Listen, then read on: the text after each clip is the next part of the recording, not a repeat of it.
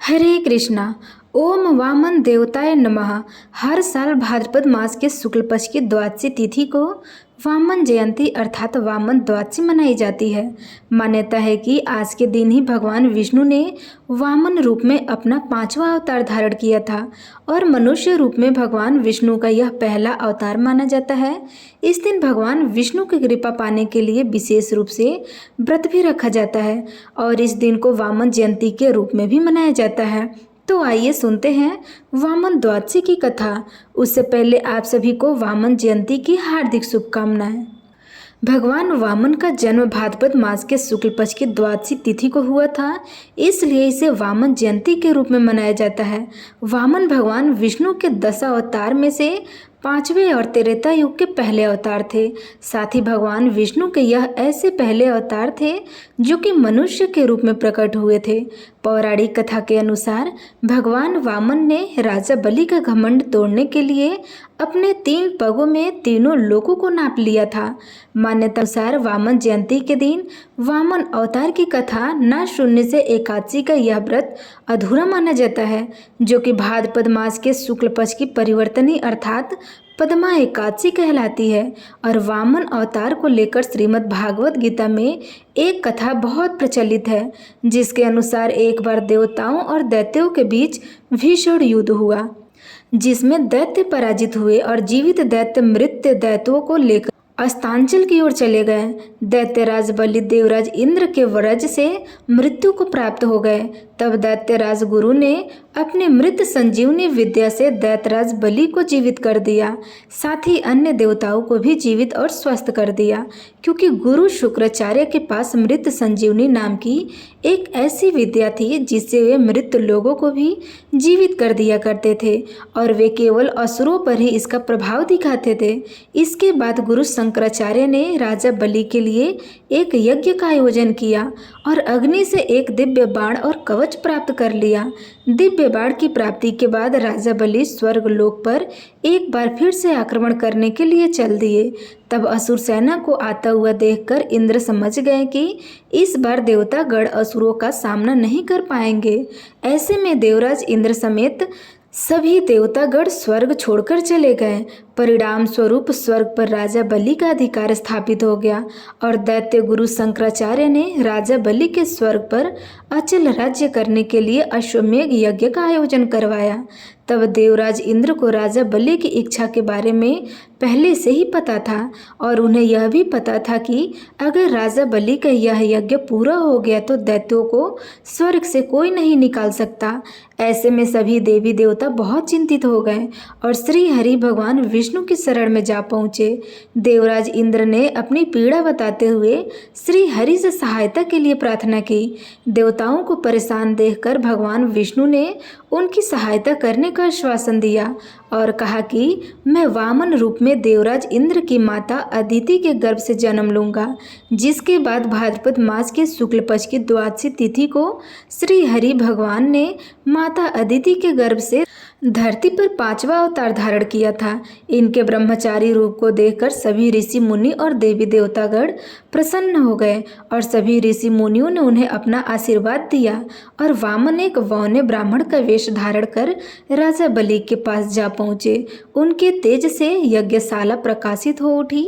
यह देखकर बलि ने उन्हें आसन पर बिठाकर उनका आदर सत्कार किया और कोई दक्षिणा मांगने को कहा, जिसे सुनकर वामन देवता ने अपने रहने के लिए 3 पग भूमि देने का आग्रह कर दिया। हालांकि दैत्यराज गुरु शुक्राचार्य को पहले से ही आभास हो गया था और उन्होंने राजा बलि को इशारे से यह वचन न देने के लिए भी कहा था।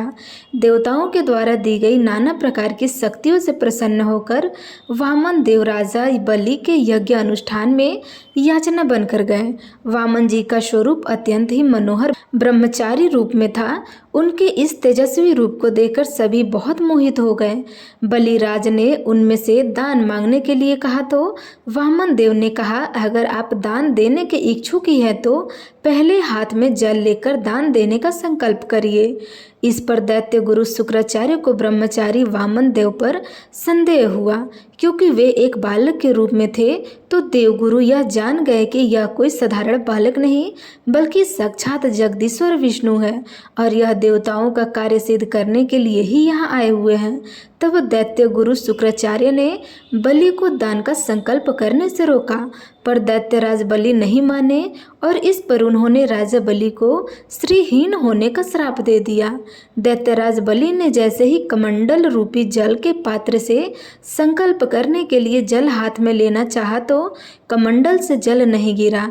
कमंडल के मुंह को दरअसल शुक्राचार्य ने अपनी सूक्ष्म देह धारण करके रोक लिया था, जिसे वामन जी ने तिनके के सहारे से कमंडल का मुंह साफ कर दिया, परंतु तिनके की चोट से शुक्राचार्य के नेत्रों को क्षति पहुंच गई, जिस कारण वे अंधे हो गए और चिल्लाते हुए वे उस कमंडल से बाहर आ गए। उनके अनुसार वह उनका दैत्यों को बचाने का अंतिम प्रयास था। इसके बाद वे अन्यत्र चले गए। उधर शुक्राचार्य जी के जाने के पश्चाताप बलिराज ने हाथ में जल लेकर ब्रह्मचारी बालक अर्थात वामन देव को इच्छित दान देने का संकल्प ले लिया। ब्रह्मचारी बालक ने बलिराज से 3 पग भूमि दान में मांगी और राजा बलि ने उन्हें 3 पग भूमि दान में देने का संकल्प ले लिया। संकल्प पूरा होते ही देखते वामन देव ने अपना विकराल रूप धारण कर लिया। उन्होंने अपने रूप को अत्यंत विस्तार कर लिया, जिसके बाद उन्होंने पहले पग में संपूर्ण पृथ्वी, दूसरे पग में संपूर्ण आकाश को नाप लिया। अब तीसरा पग रखने के लिए राजा बलि के पास कुछ भी शेष नहीं रह गया था, तो 2 पगों से ही वामन जी ने जब तीनों लोगों को ले लिया था, तो उन्होंने तीसरे पग को रखने के लिए राजा बलि से स्थान देने के लिए कहा। दैत्यराज बलि को भी यह एहसास हो चुका था कि यह कोई और नहीं साक्षात श्री हरि ही है। श्री हरि के उनके यहाँ पधारे हैं। तब उन्होंने प्रभु से कहा कि हे प्रभु, यह मनुष्य शरीर भी तो मिट्टी का ही बना हुआ है, इसलिए आप अपना तीसरा पग मेरे मस्तक पर रख दीजिए।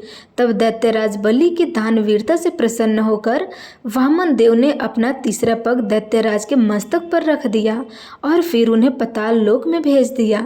फिर राजा बलि के आग्रह करने पर उन्होंने 4 महीने तक राजा बलि के साथ पाताल लोक में ही रहने का विचार बना लिया और इस प्रकार भगवान श्रीहरि ने बलि को सर्वोच्च स्थान देकर यह भी साबित कर दिया कि वह अपने भक्तों के सदा दास हैं। इस प्रकार स्वर्ग का राज्य देवताओं को पुनः प्राप्त हो गया। माता लक्ष्मी जी भी भगवान विष्णु के पास वापस बैकुंठ लोक को चली गई। आज के दिन वामन भगवान का पूजा करने से अहंकार की भावना समाप्त हो जाती है और आत्मबल में वृद्धि होती है। वामन भगवान की पूजा करने से बुरे कर्मों से भी छुटकारा मिल सकता है।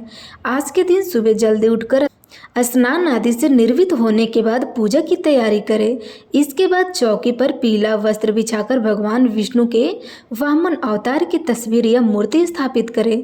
अगर तस्वीर ना हो तो आप भगवान विष्णु के मूर्ति या तस्वीर की पूजा कर सकते हैं। उन्हीं में आप वामन भगवान का ध्यान कर सकते हैं।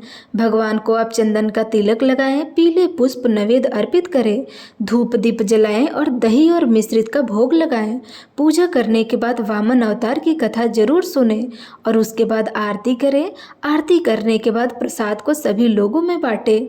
आज के दिन किसी जरूरतमंद व्यक्ति को अपनी सामर्थ्य के अनुसार दान दक्षिणा देना चाहिए या फिर भोजन करवाना चाहिए। ऐसा